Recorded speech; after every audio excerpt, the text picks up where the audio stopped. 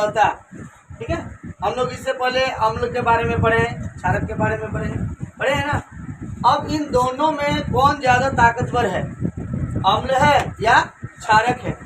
पहला पॉइंट लेकिन किसी क्षारक या अम्ल की प्रबलता यानी उसकी ताकत जो है, हम H+ आयन या OH आयनों की जो सांद्रता है, यानी जो सांद्रता है ना, वो उस पर निर्भर करता है कि अम्ल ज्यादा ताकतवर है या क्षारक ज्यादा ताकतवर है। किस पर वो निर्भर करेगा, उसका सांद्रता, जो परसेंटेज निकलेगा। ठीक है, दूसरा है अम्ल व क्षारक की प्रबलता हम एक सार्वभौमिक या सार्वत्रिक सूचक द्वारा, हम लोग देखें तो सूचक, एक प्राकृतिक सूचक और एक आपका संश्लेषित सूचक। प्राकृतिक सूचक में जो था हम लोग, संश्लेषित सूचक में क्या था, दो आया था, एक फिनोप्थिलीन और एक मिथाइल ऑरेंज। अब संश्लेषित सूचक क्या था, जो कृत्रिम सूचक होता है उसी को हम लोग क्या बोलते हैं, संश्लेषित सूचक बोलते हैं। जो प्राकृतिक सूचक जो आप देख रहे थे कि नीला को लाल कर देता है, लाल को नीला कर देता है लिटमस पत्र के द्वारा, तो उसी के माध्यम से हम उसको क्या प्राप्त करते हैं, सूचक द्वारा हम ज्ञात कर सकते हैं। ठीक है, यह अनेक सूचक का मिश्रण होता है। एक तो सूचक नहीं देखे थे, एक सूचक देखे थे नहीं, यहाँ क्या बोला है, अनेक सूचक का मिश्रण, यानी यह एक से अधिक सूचक का मिश्रण होता है। क्वेश्चन बन सकता है।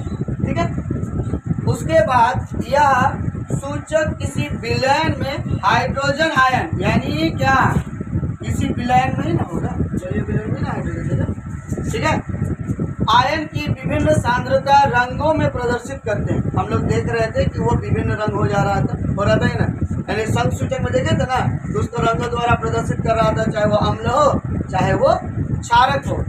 नेक्स्ट दिए हैं कि एक स्केल बनाए हम लोग, कि इसको क्या बोलते हैं, पीएच स्केल बोलते हैं। क्या बोलते हैं इसको, पीएच स्केल। और इसमें हमने मान दिया 0 से लेकर कितना तक, 14 तक, यानी बीच में देखिए एक हम 7 दिए हैं, तो बीच में जो 6 के बाद 7 है, ये आपका लवण होता है, यानी ये आपका उदासीन होता है। इसीलिए पूछता है कि जल का पीएच मान कितना होता है, बहुत इंपॉर्टेंट क्वेश्चन है कि जल का पीएच मान कितना होगा, 7 होगा, ना इधर है ना उधर है। इसीलिए इसको हम लोग क्या बोलते हैं, न्यूट्रल बोलते हैं।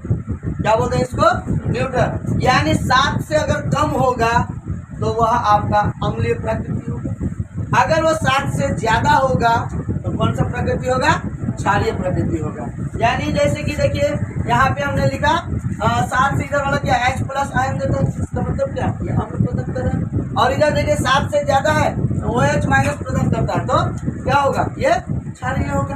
पूछता है क्वेश्चन, यहाँ पे बहुत क्वेश्चन बनता है कि आपका जठर रस, नींबू का रस, शुद्ध जल, रक्त, उसके बाद मैग्नीशियम रिबन, इस सब का पूछता है कि पीएच मान कितना होता है। यानी जब भी देखिएगा कि अगर बोला है कि नींबू का पीएच मान 2.7 है समथिंग, मान लीजिए, बताइए यह कौन सा प्रकृति है। ऑप्शन दे देगा अम्लीय, क्षारीय, उदासीन या इनमें से कोई नहीं, तो क्या बनेगा आपका, 7 से कम है, मतलब क्या होगा, अम्ल होगा।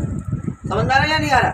यानी जब भी आपको कोई किसी पीएच मान दे देता है, अगर 7 से ज्यादा है तो क्षारीय होगा, अगर 7 से कम है तो अम्लीय होगा, अगर 7 है उदासीन होगा। समझ में आया बात। अगर आपको पूछ देता है जो आपका दांत है, ये दांत है ना, इसका पीएच मान कितना होता है, इसका पीएच मान होता है 5.5। बताइए इसका प्राकृतिक क्या है, अम्लीय होगा, क्षारीय होगा ना उदासीन होगा, उदासीन क्या होगा, अम्ल होगा। अगर आपको पूछ देता है कि मिल्क ऑफ मैग्नीशियम, इसका पीएच मान 10 होता है, ठीक है, बताइए इनका प्राकृतिक क्या होगा, क्षारीय, अम्लीय, उदासीन या इनमें से कोई नहीं, क्या होगा, क्षारीय होगा। मिल्क ऑफ मैग्नीशियम का जो पीएच मान होता है वो कितना होता है, 10 होता है। जठर रस, रस ठीक है, दिखाई दे रहा ना जठर रस, उसका पीएच मान होता है 2.2। बताइए इसका प्राकृतिक क्या होगा, अम्लीय होगा। शुद्ध जल का आपका पीएच मान होता है 7, बताइए ये क्या होगा, इसका प्राकृतिक क्या होगा, अम्लीय, क्षारीय या उदासीन या आपका इनमें से कोई नहीं, क्या होगा। ये बहुत इंपॉर्टेंट क्वेश्चन है, पूछता हर बार आता है, ठीक है। उसके बाद बहुत सारा पीएच मान दिया है आपका, ये आप निकालिएगा। कार्य करता है, ध्यान से सुनिएगा, पॉइंट करिए कि हमारे शरीर, जो आपका शरीर है 7 से 7.8 ये पीएच के बीच आपका काम करेगा। अगर उससे ज़्यादा हो जाता है तो आपका शरीर क्या हो जाता है, बीमार हो जाता है। जैसे किसी का देखिएगा यूरिक एसिड बढ़ जाता है, आज के टाइम में थायराइड बढ़ जाता है। तो ये क्यों, कारण क्या है कि जब आपका पीएच घट जाता है या तो बढ़ जाता है तब जाके आपका शरीर में बीमारी फैल जाता है। बात समझ में आया? तो आपका शरीर में पीएच कितना होना चाहिए, 7 से 7.8 तक होना चाहिए, ठीक है। दूसरा, वर्षा के जल का पीएच मान जब 5.6 से कम हो जाता है।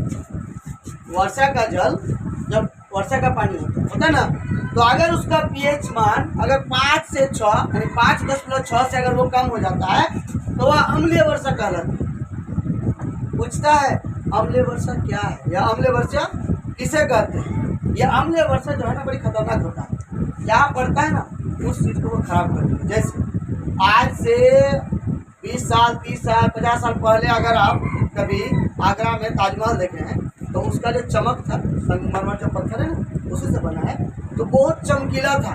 धीरे धीरे धीरे देखिए उस पर एक परत जमती है लाल टाइप का, पता है क्यों? इन्हीं के अम्लीय वर्षा। समझ में आ गया बात?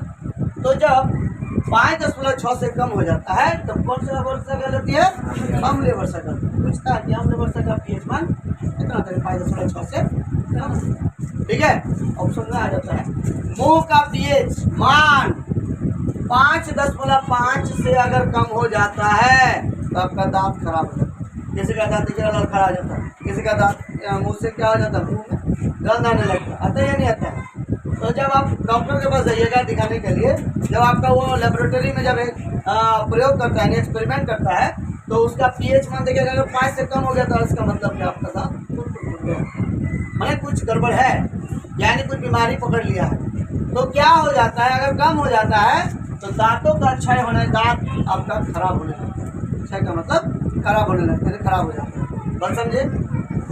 दूसरा, मधुमक्खी जो आपको डंक मारता है, देखिएगा कोई चीज आपको डंक जब मारता है, काटता है, चींटी काटता है या मधुमक्खी काटता है या बर्नी करता है या नहीं करता है, तो आपको थोड़ा सा जलन टाइप का लगता है या नहीं लगता है?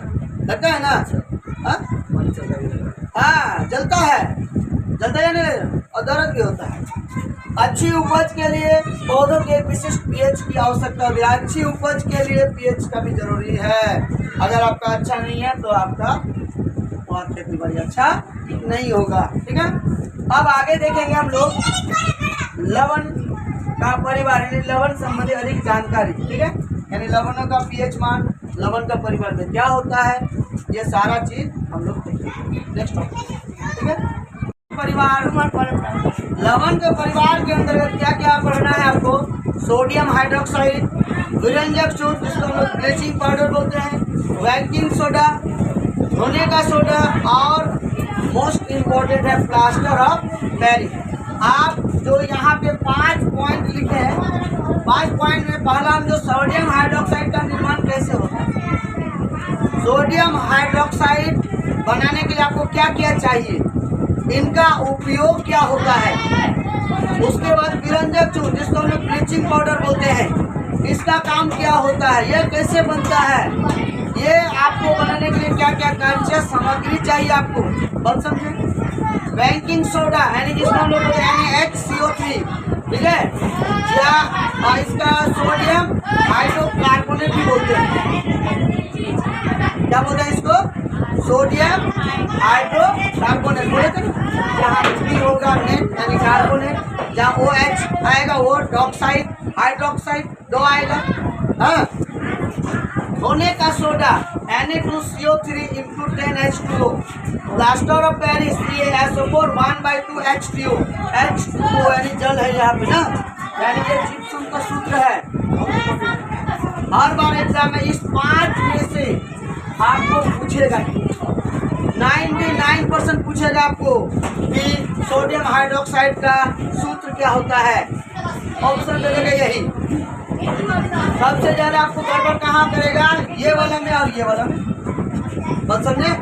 आपको हो सकता है पूछ दिया कि व्यंजक झुंड का रासायनिक सूत्र क्या होता है? CaO2 या CaO मतलब क्या? Calcium oxide. और यहाँ पे क्लोरीन, यानी यहाँ पता चलता है कि बुझा हुआ चूना और क्लोरीन को जब ज्वाइन कर देंगे तो मेरा क्या बचेगा?